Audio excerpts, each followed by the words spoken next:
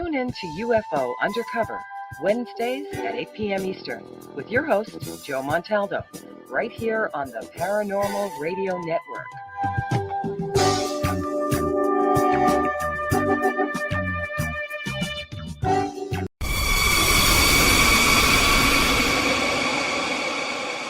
Are you ready to explore the unknown? Dive into the world of the strange, mysterious, and unexplained with Eerie Expeditions magazine. Each issue is packed with spine-tingling tales, cutting-edge paranormal investigations, and exclusive insights into hauntings, cryptids, UFOs, and more. Whether you're a seasoned investigator or just love a good ghost story, Eerie Expeditions magazine has something for you.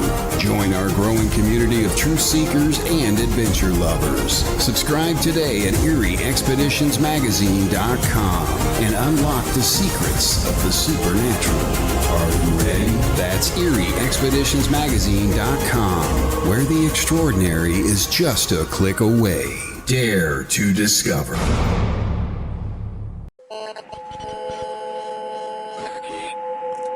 What's out there? What creates the shadows in the corners or the creatures of the dark? Who are those on the other side? What do they have to say? This is the Gateway Podcast. This is not your normal style of paranormal talk radio. Brought to you live from United Public Radio Network, 107.7 FM New Orleans.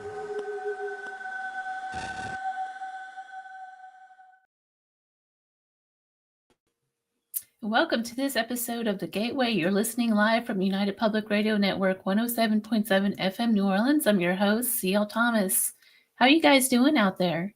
Currently, it's 86 in Las Vegas. Very, very hot. The lows tonight are somewhere in the low 50s, believe it or not. That's like a 30-degree difference. It is officially pool season here in Vegas already. Like overnight it happened, guys. I'm so excited. This is definitely C.L. Thomas weather. I love when it's hot, hot, hot. Speaking of hot, hot, hot, have you guys been looking at all the stuff that's going on in the paranormal world?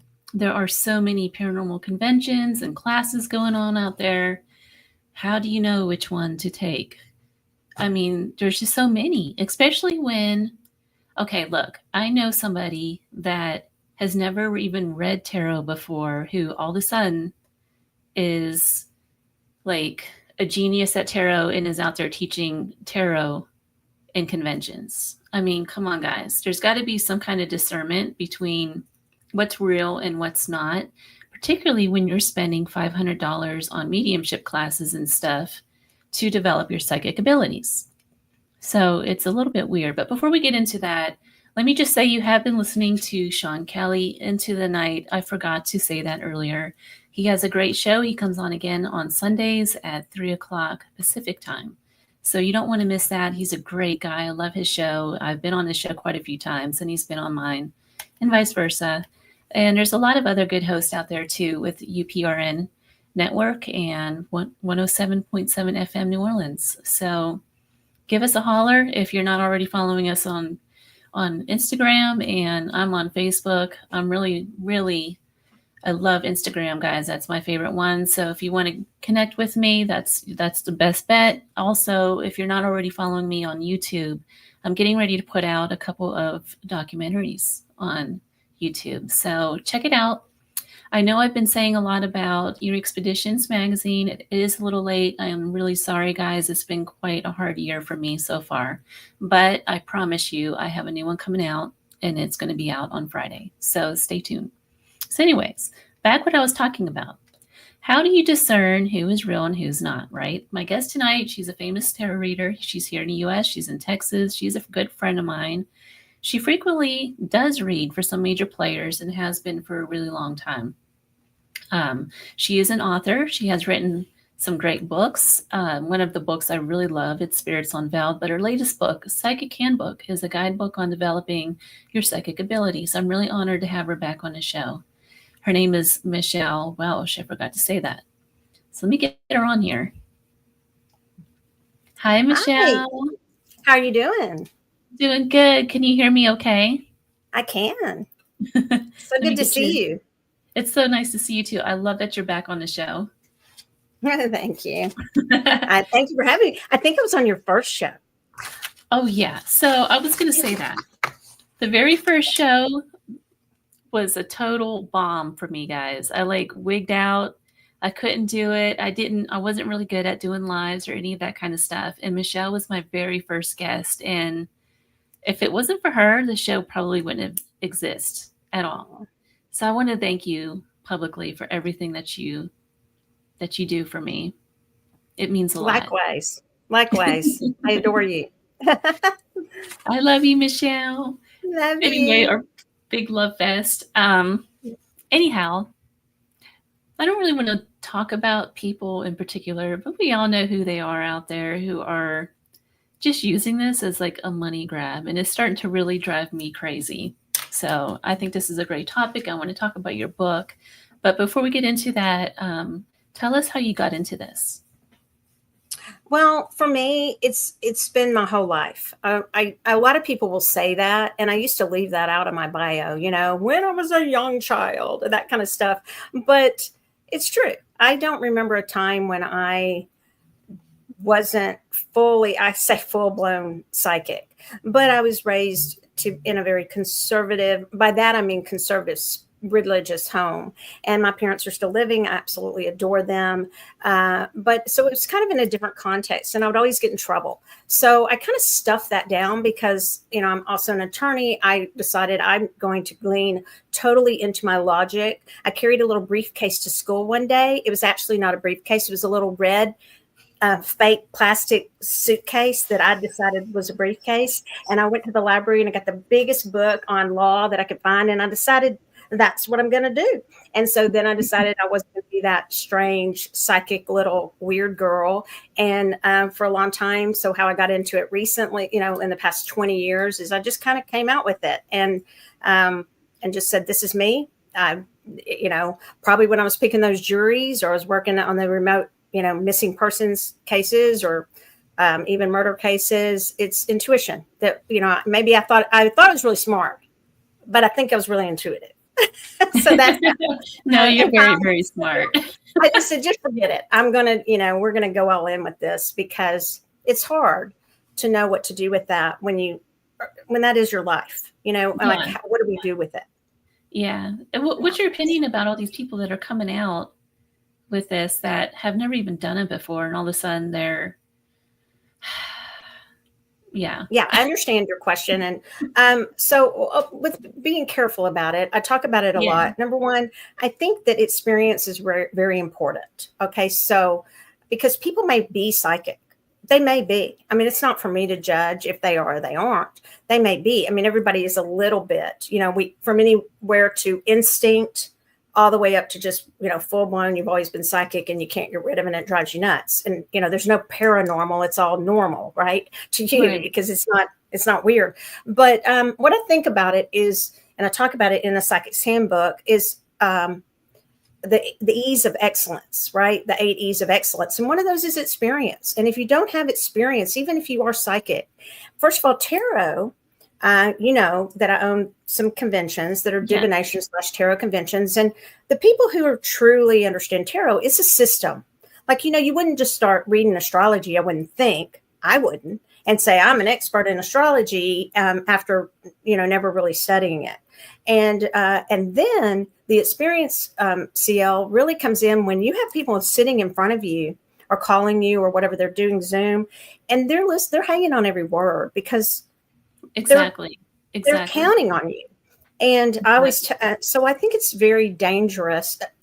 There's always been a lot of back and forth of, should there be gatekeeping? Should there be some sort of license?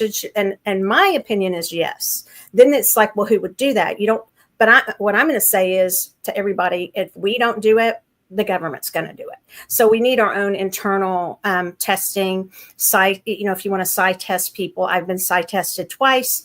And so, does that mean that that's going to be accurate? No, but just some, and at least the ethics of what you're doing. I don't think you should be reading tarot for people for money.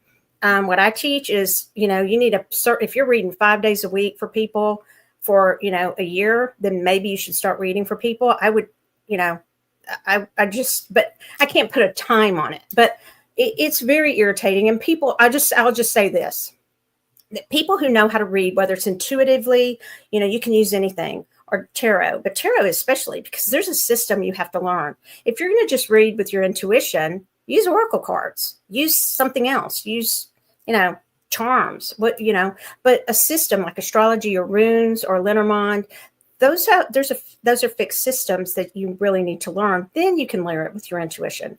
There's a lot of people who read tarot, highly knowledgeable people, that don't read it with intuition. Okay, so yeah, I was just going to ask about that. Like, how do you discern between when you're working with spirit or just reading cards? How do you discern which? Well, for me, I layer it with both. But I'm in the middle of teaching tarot right now to some people, and it's a great group. They are picking up really quickly, but I'm going to be really blunt. They do what I say because I've gotten to where when I teach, I don't make apologies. I say, this is the way I teach it. If this doesn't work for you, then, we'll find another way to learn it, because we all have different learning styles. Right. But the way because the good thing about tarot is when people are like, I don't know, I'm doubting myself, I feel like I might just be making this up or whatever. Well, that gives you, if you know your cards, you can say, this is what the card says. This is the meaning of this card. And you can do that with tarot, runes, I Ching, which I don't know, but my friend Benabelle Wynn does. She wrote the foreword to my second book. Those fixed systems, it can give you some confidence to know that. And you can literally, if they don't like what you're saying, I don't change. If they don't like what I'm saying, I'm still going to give what I'm getting. Then you can say, well, this is the meaning of this card. And then you can layer it with your intuition. But some of the best, most foremost authors, and I know them, a lot of them, because of my stores and my conventions, I can just put it this way. If somebody's reading that shouldn't be reading, we know it. It's obvious pretty quickly.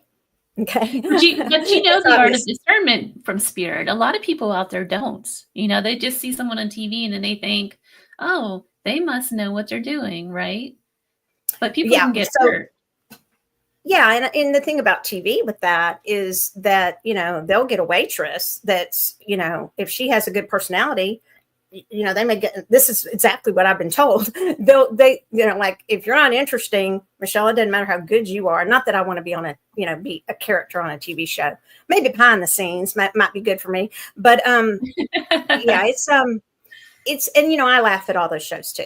I find them very comical, but I'm not being condescending. I'm just saying I think most viewers, some people are really gullible because they want to believe.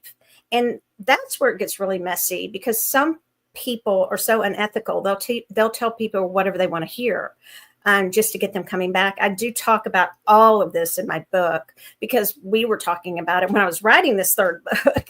And so it's in there about, so that discernment, I don't know that that everybody will be discerning about it. A lot of people will hop from reader to reader to reader to reader to reader, and just to get an answer until they get the one they want. I have clients who come back to me finally, and I'm like, okay, you're done cheating on me. You're back. Let's work on this, But or I'll send them if I'm not clicking and I'm not getting my information from them, I will certainly send them to someone else. But I'm not going to send them to somebody unless they have a lot of experience.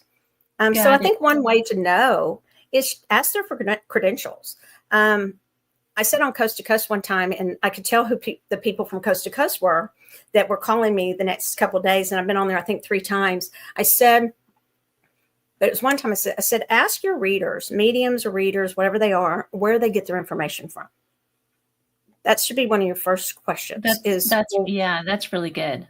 I like that. And and then there goes into, and I'll make it really brief because it's my whole sermon thing. I teach about this. It's also the ones who are reading, they don't really have privileged communication with you. So if they don't have privileged communication, which is basically if they were a counselor, these are under the law, the main ones, attorney, client. So you're not going to read as an attorney. There's doctor, patient, privileged communication. There is like a psychiatrist or psychologist who's licensed, not a life coach, unless they have a license of some sort. They don't fall under that, from what I can tell from the law. And then, so preacher or pastor, whatever, parishioner, right? So anybody who's doing readings should get that, and I get it from the Universal Life Church, is where anyone who reads for me has to have a minister's license, because what that does is that gives you privileged communication. In other words, I cannot be subpoenaed to tell what maybe somebody who just came in my office tells me about their divorce, and somebody finds out, the other side finds out, oh, they went to this psychic. I'm going to subpoena all that information, and I'm going to put that psychic on the stand. So if you're going to just anybody, you need to ask them, what makes this confidential, and what makes this privileged. On another level too, it kind of makes it more professional, because isn't there some teachings in there about how to actually deal with a client as well? Like people who have Absolutely. Some of these people that approach you for readings and such, just from my own experience with doing spirit art, some of the people that come to you are really broken. It would be really easy to have a bad reading or a reading go wrong and this person get absolutely hurt or something else happen over it. I've had one of those readings when I first started. And if you don't know how to deal with it, if you're just faking it for the money,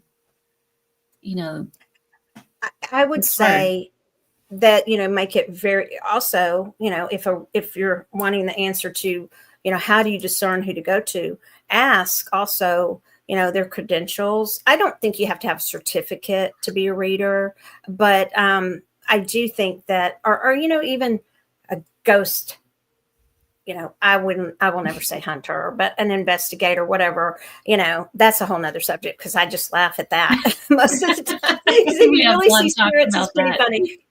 But as far as, I don't want to play gatekeeper, but I will, because if I see things that are completely unethical, especially, it's not just mediumship. And I don't think mediumship and psychic are that different. Everybody else will tell you that it is. And where that comes from is the spiritualist. Okay. And I'm not a spiritualist.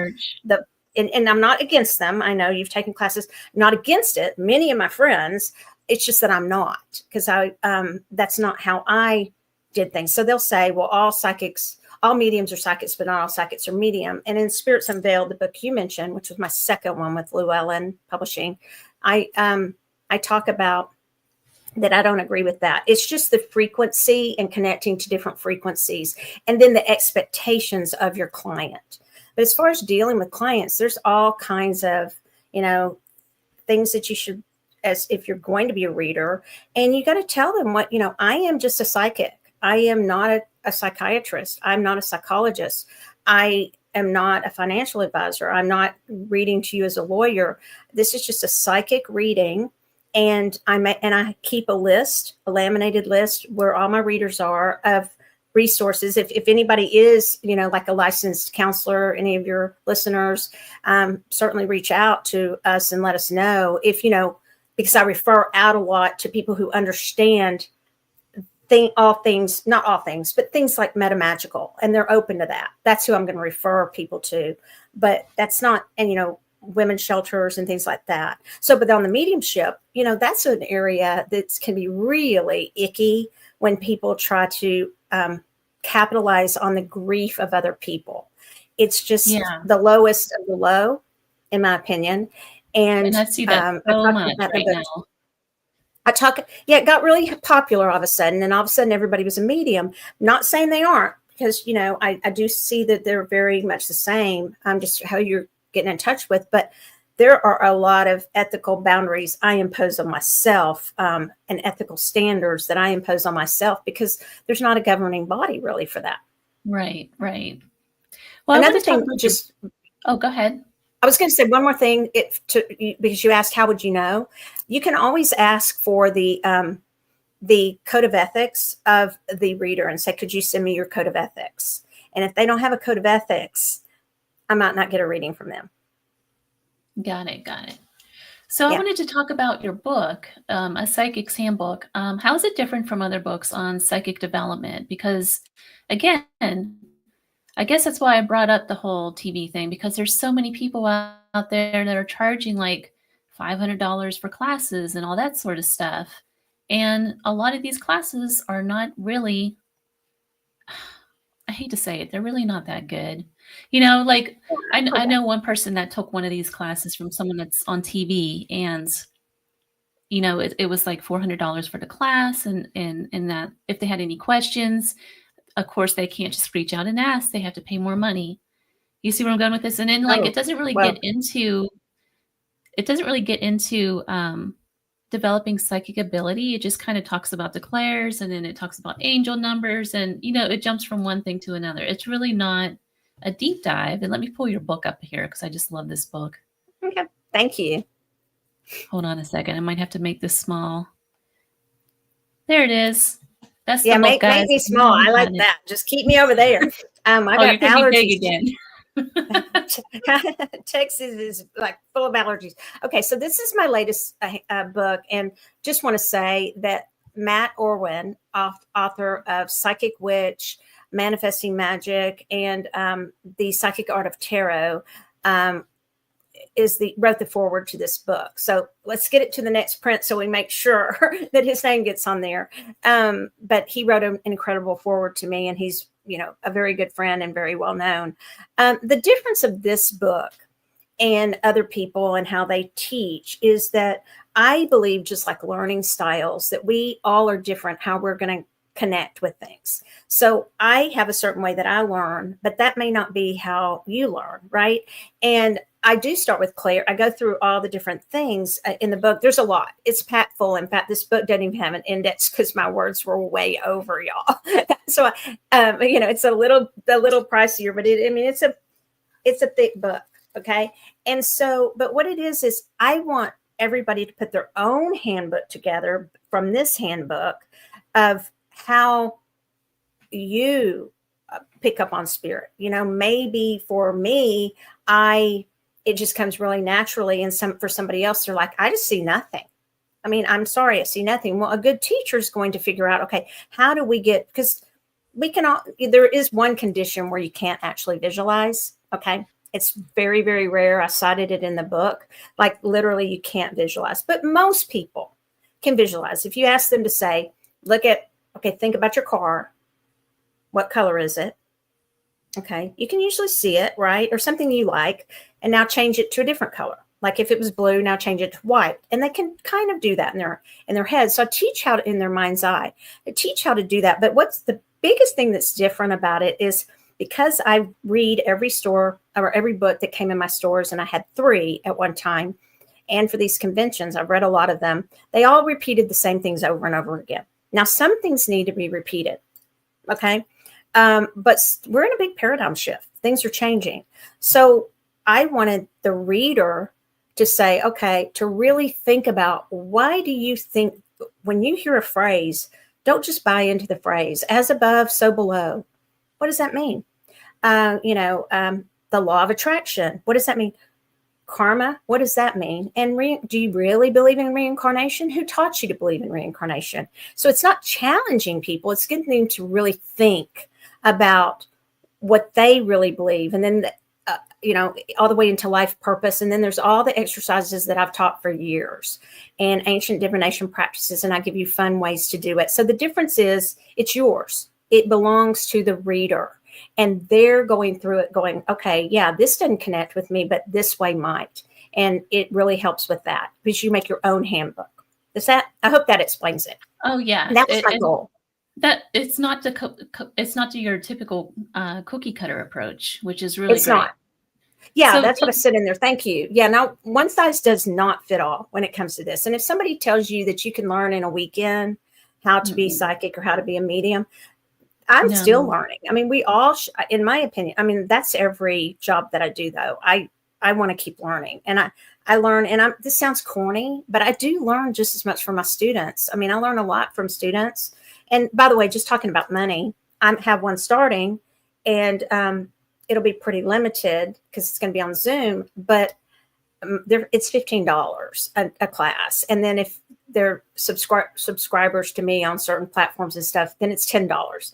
It is in no way $500, $1,000.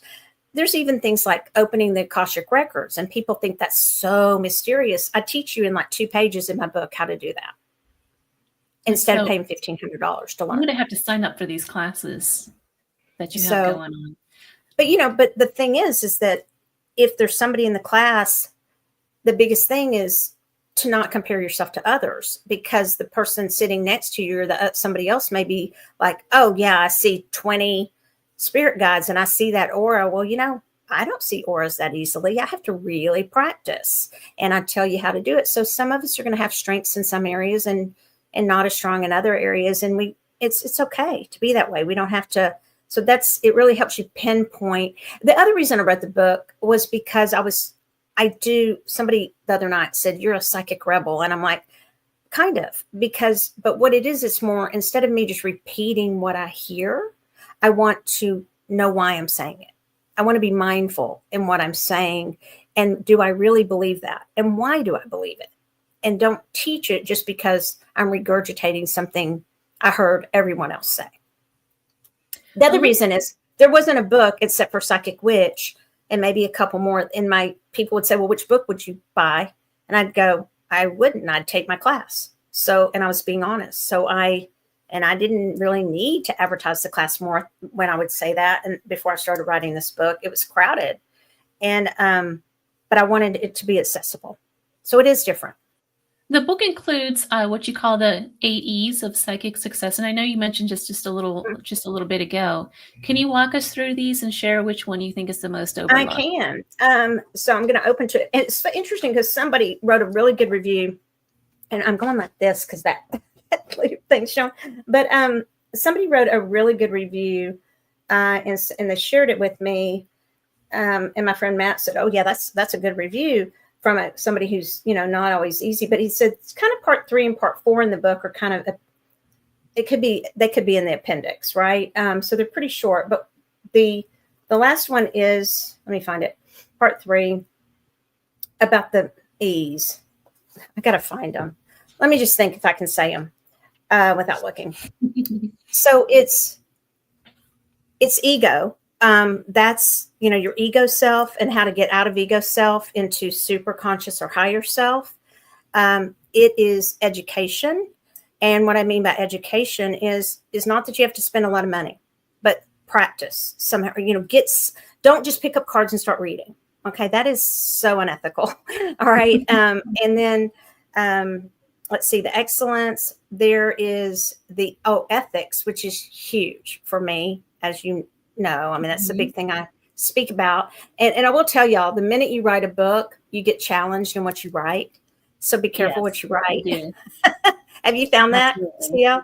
Like the minute you write a book, it's like, oh, good grief. It's like you put your heart out and then it's out there for the world to review.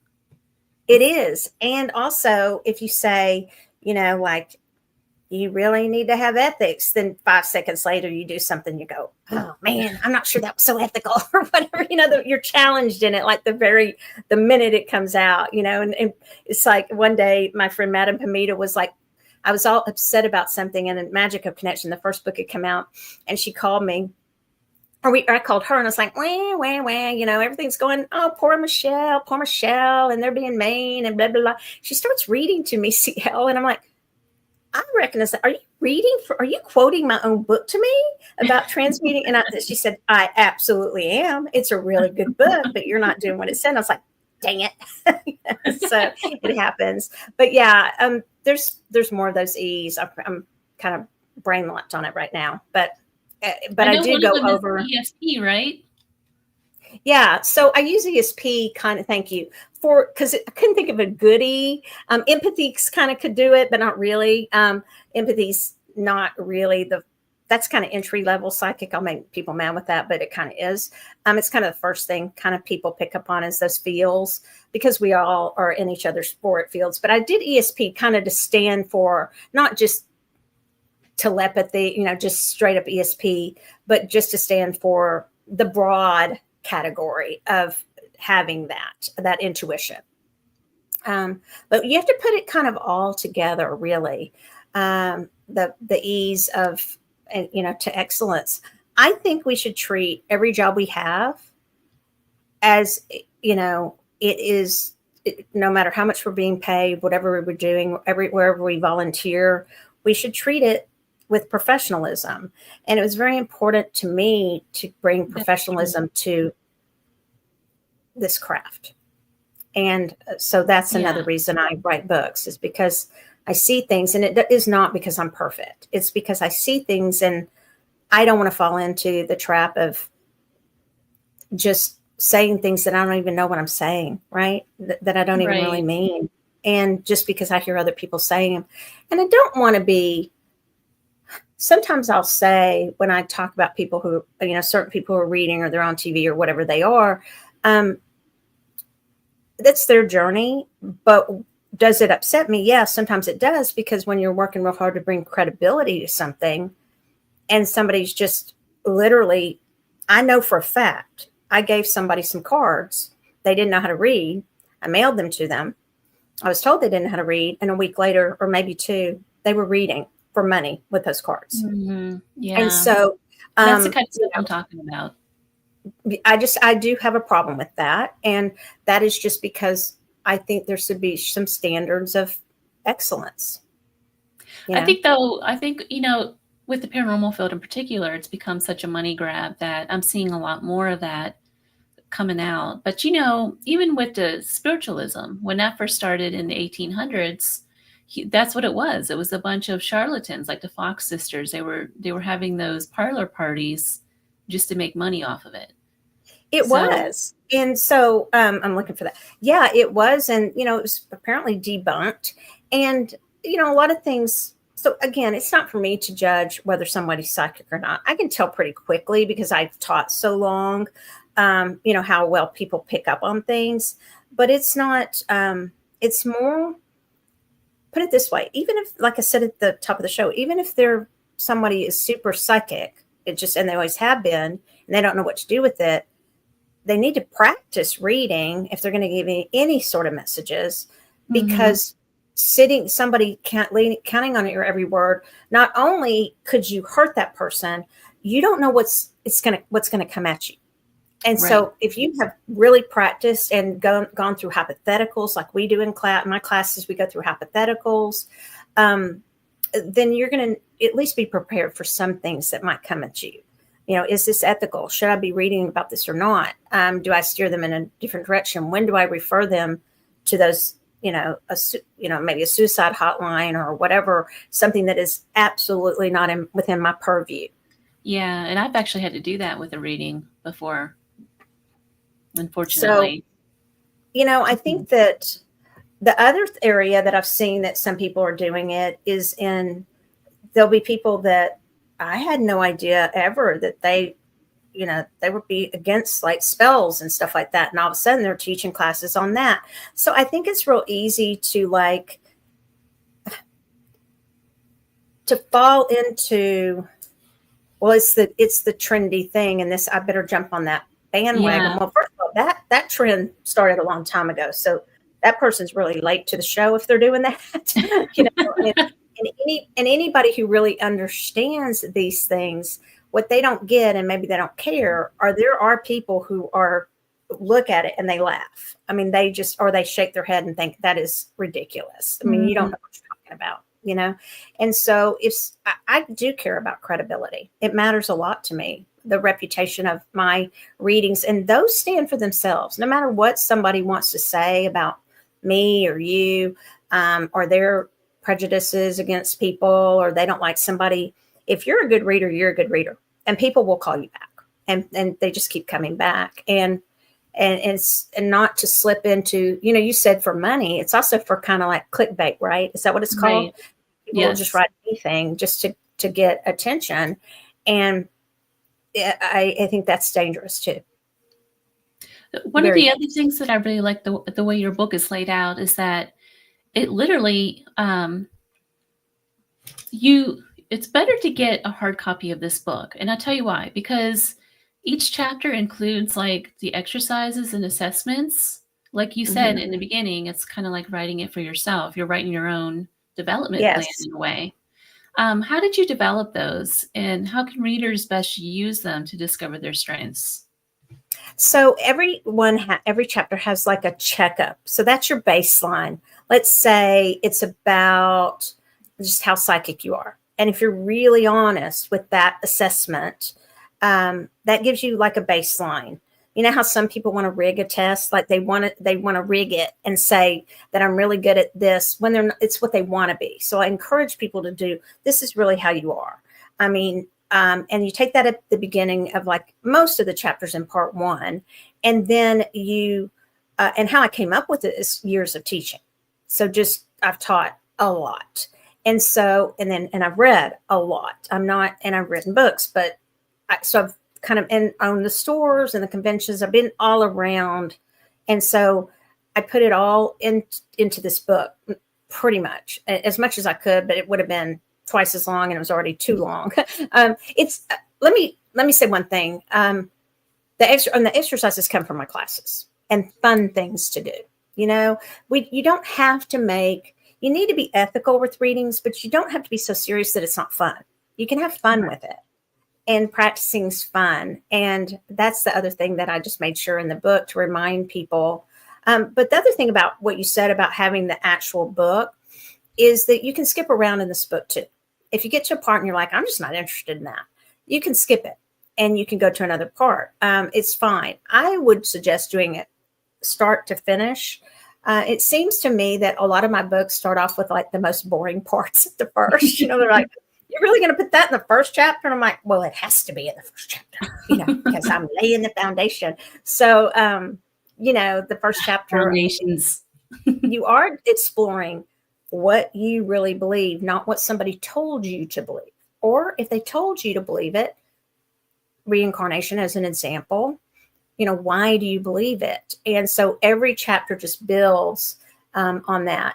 I will tell you those ADs because I found them. I'll just say them. They are education, which you don't have to spend a lot of money. Okay, you can educate yourself with books and things. Experience, ego is your lower self. Let me just say that ego, when you're trying to do readings, egos are so hard. When you're first starting out, it's so hard to move past ego. It is. And, you know, that's even another thing that probably your listeners might probably know this, but a lot of people in my classes don't know. We're not talking about being stuck up. It's not that kind of ego. It's your personality. And then there's your subconscious, unconscious self where all your memories are stored. And then there's your super consciousness or your higher self that, you know, then is connected to all that is and source and the collective and all that. And that ego, though, the thing about it is you do have to get it out of the way to get to, in my opinion, your higher self, to get really accuracy in readings. And, but it's not about being, if anybody ever, because they'll come to my class and it'll be somebody brand new and people go, ego, get your ego out of the way. And they're like, oh yeah, I'm not snotty. And I'm like, that's not that kind. And we need our egos because we're on earth. So it's not, egos aren't bad. It's just they can get in the way of a reading. What I always say to people is if people will read like this, and I'm telling you, everyone it works. My accuracy has gone up a lot by I'm not attached to the outcome. Now, that's a lie to say I'm never attached to the outcome. I mean, if I'm just wrong, but sometimes you're going to be wrong and you just have to own it and say, you know what, then let's move on. That may not be accurate. And then you go up to, I lost my train of thought. So you don't, it's okay to be it wasn't that. It's okay to care, but when you're attached to the outcome, you'll hold back. And what I learned is if I don't, in a reading, if I don't give my opinion in a reading, now teaching's different. I might give my opinion, but you don't have to agree with me. But if I don't give an opinion, if I don't go with the odds, and if I don't speculate, and all I do is I just give the message I receive, your accuracy will go up. The biggest thing to know, and you'll know when you have a good reader, if they're trying to fix everything in your life, that's not necessarily good reading. Think back to oracles, CL. Oracles, sphinxes. As you know, I tell my guides is don't give me puzzles or riddles because I don't like them. So if that's what you're going to do, it's not going to work. But they didn't give you all the answers. You had to kind of work out and figure out what the answers were. I'm not sure what this means, but Ann R says that was just Rogering getting ordained in the span of 5 minutes. LOL. Oh, so they're in my tarot class. So Anne's in my tarot class, and there's a guy, a really nice guy named Roger. And, I'm married to a Roger. So it's Roger just Rogering. So there's always Roger just Rogering. And then there's my Roger. And so I guess they're talking about that. But thanks, y'all, for listening. They've heard me talk about UCL. So, yeah. Got it. Yeah. Well, Let me sorry, tell I the didn't other mean one. to So interrupt your ease. Go through your ease again. I'm sorry. Okay, energy. So what energy are you bringing? And then empathy is one of them. Ethics, which I mentioned. Of course, that one's really long. Entertainment. And the last one is excellence. Entertainment. It's okay. Some of it, there's two types of that. One, we do parties and stuff. So there's a way to what would you read with, how would you read at a party versus how you'd read for a private reading? I mean, parties, friends come up, spouses come up. You can't be like, oh, I see you're having an affair. I mean, that's just not going to be a really good idea. So, and it's not good on social media either. And so there's that entertainment. And then there's just the entertainment of what's your style? My style is really boring. I mean, I want to get to the reading. It's not about me and being fancy and how I shuffle or anything like that. It's about the client. But if the client wants that entertainment, then, you might send them to somebody who does want, see if they think that it has to be all this fancy hoopla that you do before. To me, it's just like, let's get started. So I give them their full time. So those are the ADs.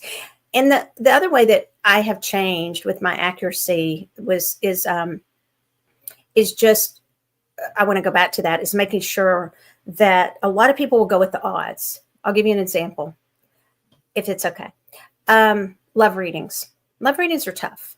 And I don't want to lie to clients, but you don't want to hurt them either. Okay. So it's a delicate balance where experience comes in with that. Right.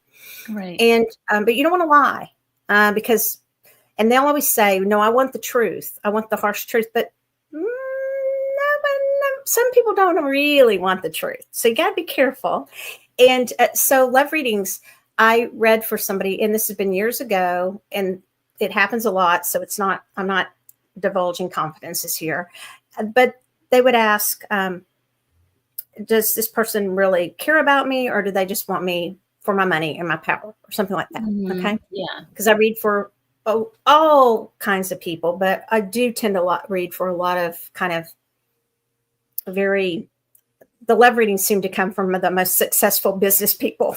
They're love reading. They get love readings. Right. And then the people who are very much in love get business readings. Like, where's my money? I'm like, I don't know. You probably gave it away in all these love relationships. But I told specifically one time, I said, no, this person really loves you. They're going to be with you. And I said, but I want you to go around. I'm going to send you some other people. And I sent them some other people, and they were like, they told statistics. They were like, oh no, she's a lot younger. She's after you for the money. I mean, it was clear that's what they were doing. So it comes back to me, and like, you're the only one saying this. I'm like, okay. And I kept with it. And to this day, they're still together. And many cases like that, you just don't ever want to. And that's where giving advice comes in. It's not a reading. It's just your opinion. And who wants my opinion? You don't even listen to my opinions. So it's keeping it. What is a reader, and what is, somebody who's just giving you the opinion that all the friends. I've done readings, so many readings where people will literally say, well, sure. I mean, they've broken up with you 10 times. Of course they're going to break up with you again. Well, I read it clean every time, every single time. I read it as if nothing about those 11 times, because you never know. But I really love that you're so open and raw with it at the same time, because a lot of people aren't, like you said. I like that you're open sharing as well. What is there anything that you wish you'd known before?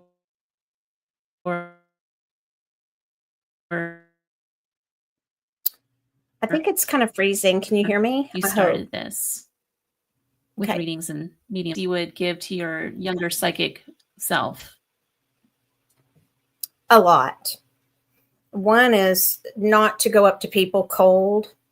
just because you have this gift or whatever, don't run up to people in the grocery store. I talk about it in the book. I don't find that to be ethical. Like, I've got a word for you, and you knock them down because you want to tell the person in the, you're picking out the watermelon or the grapes or whatever. And you're like, because that's where I did it. So that's always remember the work section. It's like, let me chase them down because Michelle's got a word for them. I need to tell you this. And they're looking at you like, yeah, back off. I just want to buy grapes. It's just not ethical to just, do that. And I know people don't agree with me, but some might. But that's one thing I would have told my younger self. I also would have told, I think doing differently is knowing that you're okay. Knowing that it's okay that there are other people who sense things and know things. And that was very difficult for me when I was young. I didn't know what to do with it. As you can tell, and I have severe ADHD. And then when you have spirits just pressing in on you all the time and messages, you need an outlet. And I do think meditation and journaling is really good. And I'm not a big fan of either, just to be totally honest. But it has helped me. So my younger self, those are a couple of things. There's so much, and I'm still learning. Are you still drawing too? Do you draw? I'm sorry, what? Are you drawing too still?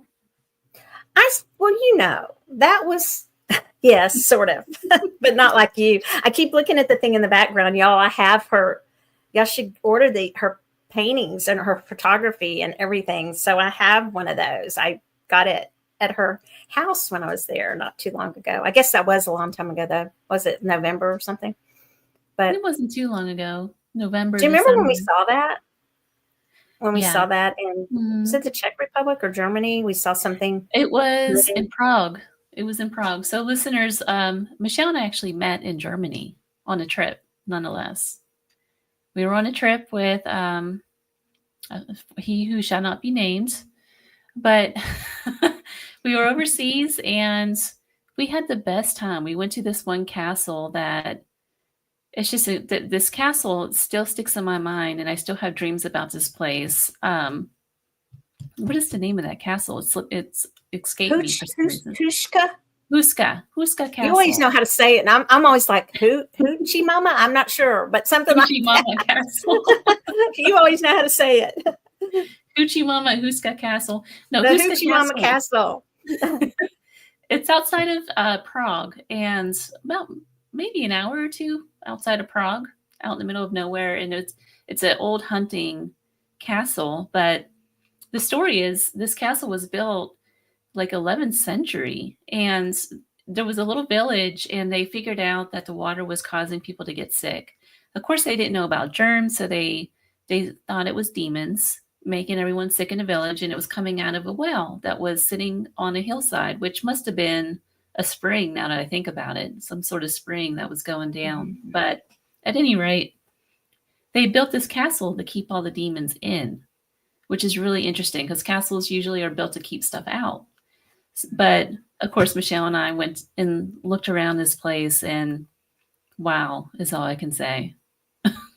So here's the neat part about that is that the minute I saw CL, I was like, psychic, I know it. So I'm like chasing her down, and you're very impressive anyway with all the things you do. And so, but I didn't know that at the time, but I was like, oh, I like her because she actually knows what she's doing with this stuff. And, I can sense it. And so you're the reason I stayed on that trip. Let me just tell you, you and Maria and some other, but and your friends, and y'all, we went to so many castles. Like, I don't even know, but CL can tell you all about them. All I know is that when they said it's just keep something in, I'm like, oh, I'm going to find what that is. So Crystal and I would always just we went off on our own, but we would bump into each other. Remember, we ended up on that before all the other people came in there doing their Fox sister stuff, which is what they did in there. Before we were in there by ourselves in that room. And we were like the same stuff we were picking up on it. It was like, oh, and so of all those castles, that was the one. That was the one.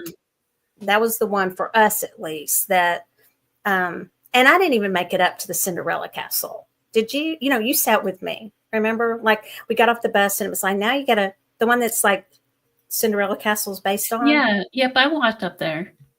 It was You a long walked. hike, straight up. Yeah, I sat on the side of the road. I try to get somebody to like sell me their bicycle or sell me their horse and carriage or every single person. Can I buy that scooter? No, you're crazy. And so I was just like, yeah, I'm not walking up there anymore. And of course they come back and they're like, that was the best one yet. You know how the one thing you don't do and everybody's like, you would have loved it. And I'm like, next time. That castle was so neat. It was so neat. I can't even put that one in words, the artwork that was done in there. Yeah, I'm going to have to do it, but I'll have a scooter or something next time or something carry me up there. I was tired. I'm out of shape. I was out of shape. So, well, but yeah, I think it was you and a bunch of other people were down at the bottom that never made it up. A couple. So, I mean, yeah, all those of us who were there, we were the very ones who needed to be walking up that hill. Let me tell you, we needed to be going and get that exercise. They drop you off at the bottom of this castle, the Cinderella Castle in Germany, and you literally have to hike a couple miles up this steep road, and it's because they can't get any kind of transportation up there. So you have to walk. I don't know why. I guess it's too heavy for the road structure or something. I don't know. I just know I tried. I mean, it's like, I'll give you $1,000 for that bike. And they're looking at me like, no. And then I thought, well, maybe you can put me on the back of the bike. And I was like, he's barely making it up that hill. I am not, because you already had to walk just to get to the place where then you were supposed to walk some more. Yeah. So. That was like at least a 10-mile day, at least. Mm-hmm. But going back to do you wear one of those things that like tracks your steps? I don't, and I need to, because I have a friend that's staying with me for a couple of weeks, and she's got one of those. And I always walk around the neighborhood at night, and we went walking last night, and she pulled it out. You know, we almost did 5 miles. I had no idea. I'm going to tell you, so everyone, just so you know, CL is so cool. So follow her. I don't know if you've done the show yet. I missed it if you did, on Alcatraz. She went like 5 people at Alcatraz, and like you're amazing. And what I like about you and how you investigate is you do the history. So you're really good at the history of it. Because just so you know, I didn't know anything about that Huchka Castle, that there was the well or anything. I knew none of that. I mean, if we heard that went right over my head. I love the history of stuff, but you are so good. Everything you post and all your beautiful pictures and your photography, and the fact that you pick up, you know how to use the equipment, but you also pick up on everything just like I do too. So you kind of have the best of both. And I think that's really, plus the history. So it's kind of got it all. So if y'all need somebody to give you a tour, CL's the one. Thank you, Michelle. A ghost investigating. I really do. Yeah, I try not to. I don't do the history going into the place though, because I try to pick up as much as possible. But then, like at Huchka Castle, I picked up on that there was a German soldier yelling at that female woman in that one room where they were doing that table tipping. Mm-hmm. That's what I was picking up on, was a German soldier. And remember, we sat down at that. Yeah, and we sat down at a different table. I'm sorry, the allergies, but we sat down at a different table before all these people came in, and we were like, you said, I can feel the people here. And I have that picture, and it's rather eerie because you can just sense it. But then once a bunch of people came in, it kind of goes away, but not away, but you don't pick up on it maybe as easily. You still can, but it kind of, the ambiance is gone. Right. But I'm like you are. I don't like to read about a place before I go. I want to kind of see what I get before I read about it.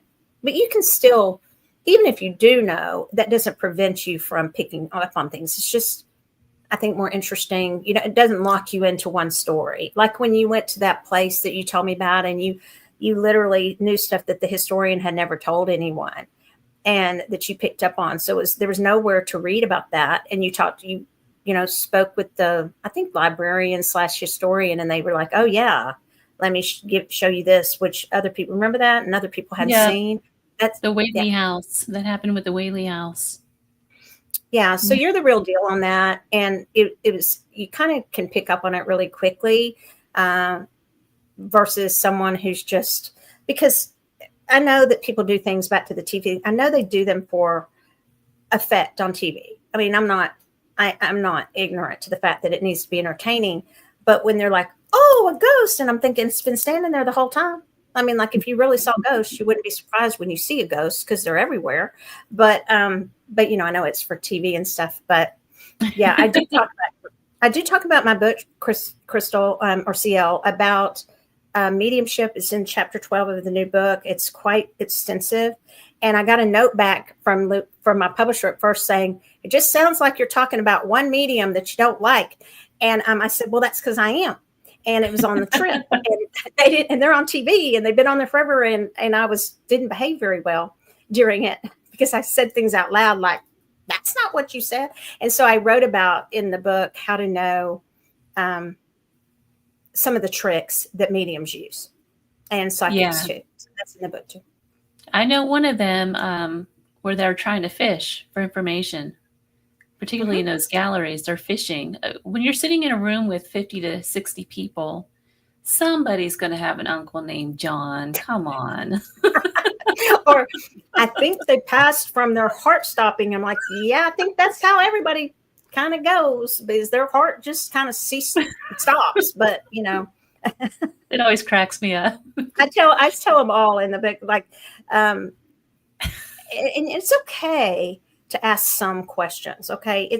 So if you, some psychics don't know everything and mediums don't know everything, or we'd be doing something very different right now. Right. Yeah, exactly. I'd be down here on the strip winning some money. That's what I would do.